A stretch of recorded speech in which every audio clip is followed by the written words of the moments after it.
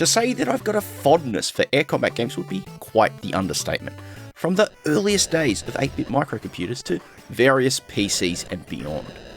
Though, as I've dived into many other corners of gaming's past, it's one thing which has surprised me, to see there were plenty of attempts at trying to do them justice on 8-bit console hardware. Whilst many of them tried to crib from the mechanics of classics released on home computers, there were others which would try to carve their own path. Which brings us to Ultimate Air Combat. This is Beyond the Scanlines, a series focusing on interesting games on classic computing and gaming platforms. Ultimate Air Combat comes to us from Activision with a release in early 1992.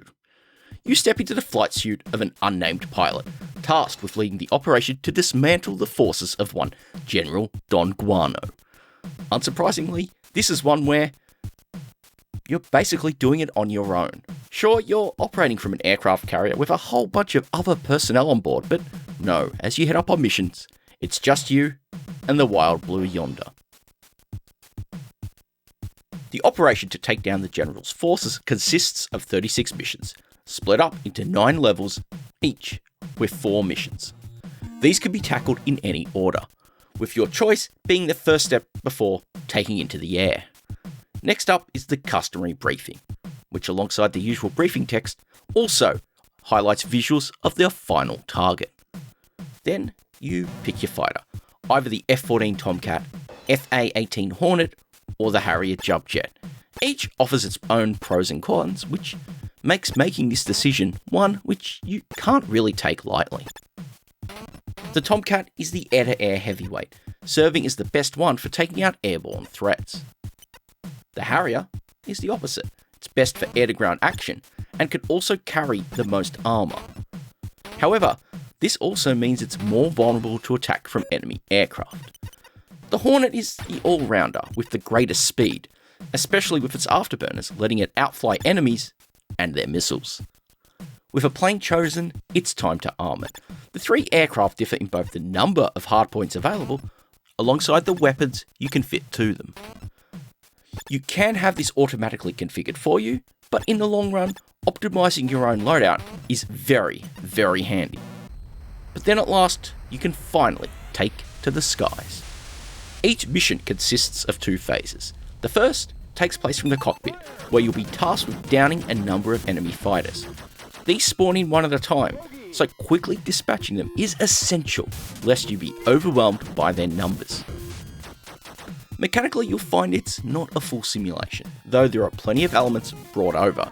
Stalling your plane is the first which comes to mind, but you'll also have to deal with a maximum flight altitude, though it is fairly tight and honestly not entirely clear when you're going to hit it.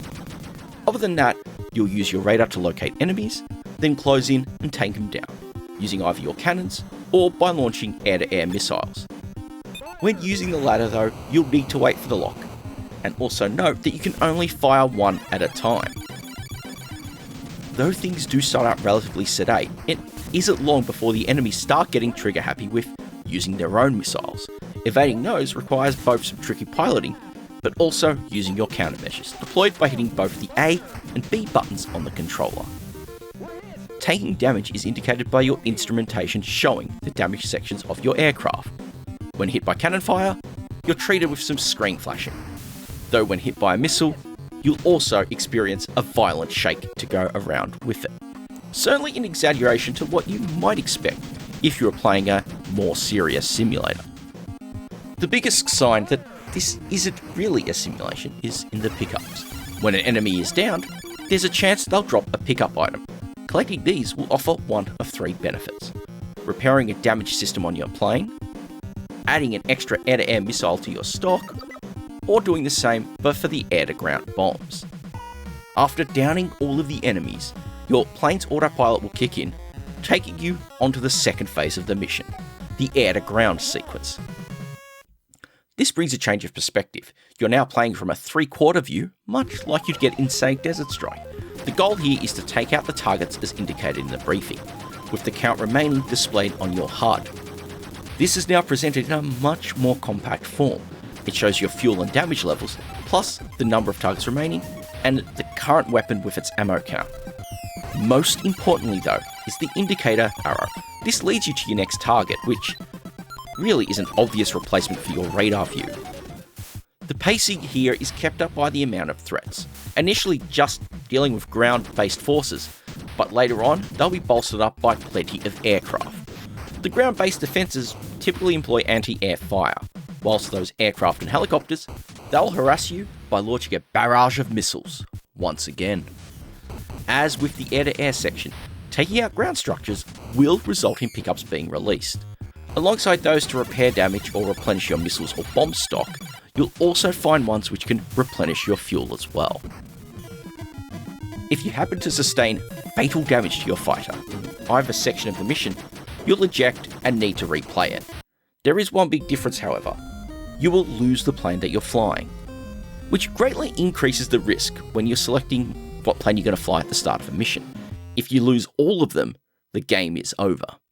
Along with that, of course, you're treated to the customary chewing out by your CO before you get the debriefing, which you'll also get on mission completion. This totals up your score from the air and ground targets you've taken out, and alongside giving you a password to which you can resume play later on. It's worth noting that if you do start a game by using a password, you will lose any points you've accumulated. So if you're really going for that high score run, you'll want to seriously master this game and not really use those passwords. After completing all 4 missions in a given level, you are rewarded with an upgrade to the systems of each of the planes in your fleet. These range from straightforward ones like additional weapon hardpoints to special weapons like the backfire gun, which can be employed in the air-to-ground sections. And finally, there are some seriously out of this planet kit like lasers, or weapons which can take out all aircraft in range. Now this is truly where Ultimate Air Combat falls off the semblance of realism. Not that that really gets in the way of enjoying the mechanics though. But before we get there, let's talk about everything else. The visuals work quite nicely within the limitations of the NES. In the air-to-air sections, there's solid work with the water to give you that illusion of movement. The same applies to the occasional clouds you'll see fly past as well. Giving each plane its own instrument panel is an appreciated nod back to realism. All 3 are clear and well drawn with solid iconography for their systems, a very readable radar, and of course, useful indicators for your damaged systems. The sprite work for the planes you'll see is very detailed, offering plenty of frames of animation as they move about the view area. When transitioning to the air-to-ground sections, everything moves about with plenty of detail and smoothness as well. These sections also take place in a spacious enough area, giving you plenty of room to maneuver to avoid enemy fire, even when flying at top speed. There is some flicker though, and this usually happens at the worst possible time, when you have multiple planes lining up on your 6 and trying to fling missiles your way. But considering the amount of activity happening on screen, it's understandable, especially because it doesn't really slow down when this happens. On the sound front, it's mostly a similar set of circumstances. The music is certainly not up there in terms of memorability, but it does the job in providing the right atmosphere as you take into the skies and head to battle. The same can be said for the sound effects. You have your usual assortment of bangs, shots, explosions, and weapon firing sounds, and there isn't a lot to say about them. They work, and they do a decent enough job. A nice addition though is in the usage of speech samples, from the "yeah" cries used on completing a mission to the acknowledgement of a missile being launched. They truly contribute to the atmosphere and provide great situational awareness of how things are proceeding for the mission.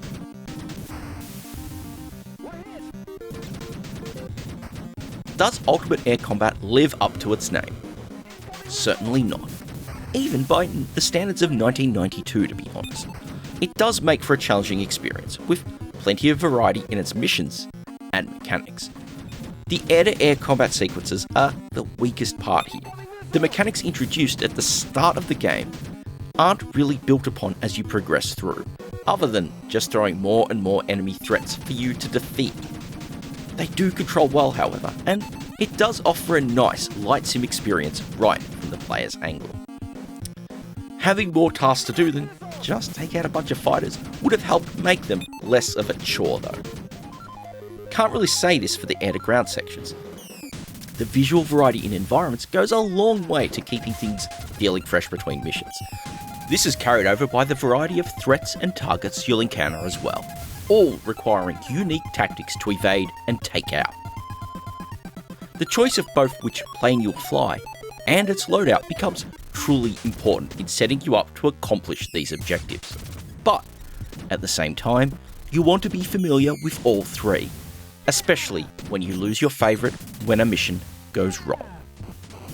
Combined with the mission structure and the thrill of unlocking the unique weapons as you complete levels, and you've got a game which certainly keeps you wanting to check more of it out. The addition of a password system also makes coming back easy when you get stuck, though it is disappointing that your scores are not kept between sessions. Regardless, it's one which is quite enjoyable to play, offering a challenging set of mechanics and plenty of missions to take on to dismantle the General's forces. Though its name carries some serious hyperbole, and its story isn't quite free of stereotyping and militaristic grandstanding, it's a game which is at least worth checking out if you do have that air combat itch. Which brings things to a close for this episode. As always, if you enjoyed the look at a lesser talked about slice of gaming's past, do hit the thumbs up on that video. Also, consider telling your friends, as word of mouth is ever so helpful. If you haven't already, do consider subscribing to the channel to keep up to date with new episodes as I publish them. Finally, and most importantly though, thank you for taking yet another voyage beyond the Scanlines.